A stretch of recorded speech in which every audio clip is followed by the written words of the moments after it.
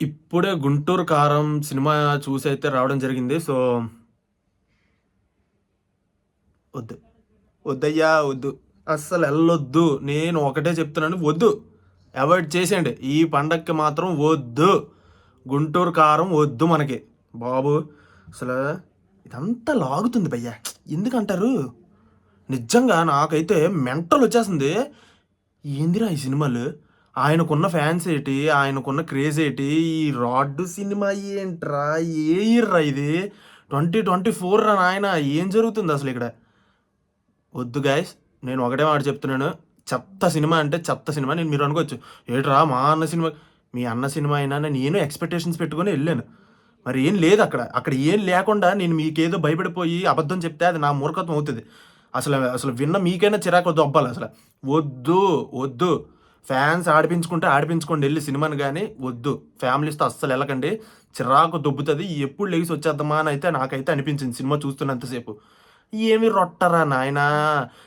మామూలుగా కాదు. ఇంతకుముందు వరకు బాలకృష్ణ గారి మూవీస్‌లో కొత్త గాల్లోకి ఎగిరిపెట్ట అవు ఇప్పుడు 'మహేష్ బాబు' గారి సినిమాలో చూస్తుంటే ఎంత కామెడీగా అనిపిస్తుందంటే, ఎందుకు స్వామి?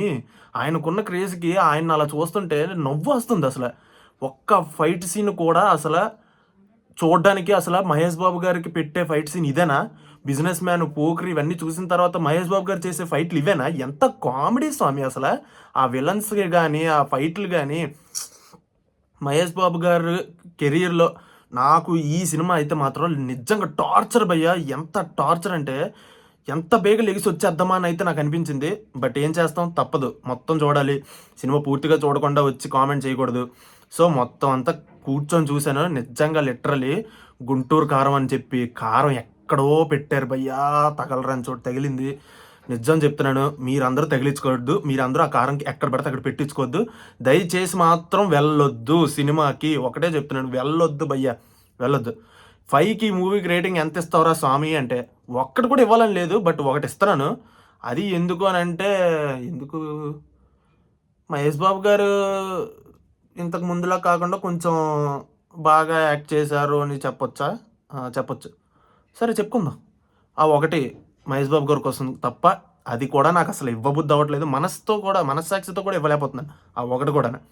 ఇదంతా లాగేస్తుంది భయ్యా నాకు. తలనొప్పొచ్చేస్తుంది. ఎంత టార్చర్‌రా స్వామి. వద్దు. వెళ్ళొద్దు. 'హనుమాన్' మూవీ రివ్యూ నిన్న చేశాను. నిన్న సరిగ్గా చెప్పలేకపోయాను. ఎందుకంటే నాకు నైట్ వచ్చేసరికి 1:00 అయిపోయింది నైట్.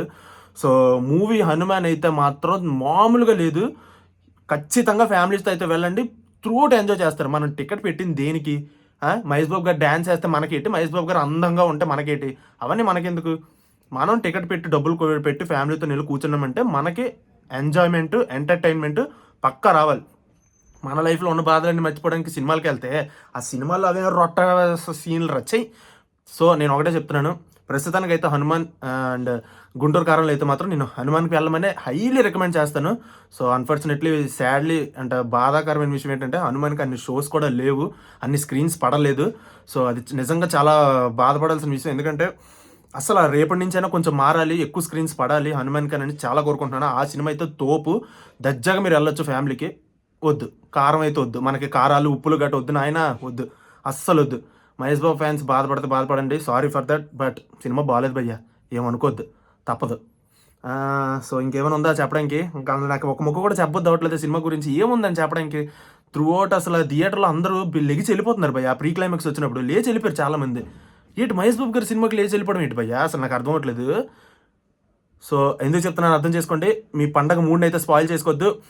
సో, 'గుంటూరు కారం'ది రివ్యూ అయితే ఇది. సో, వీడియో నచ్చినట్టయితే లైక్ చేయండి. అండ్ ఛానెల్‌కి సబ్స్క్రైబ్ చేసుకోవడం మాత్రం మర్చిపోద్దు.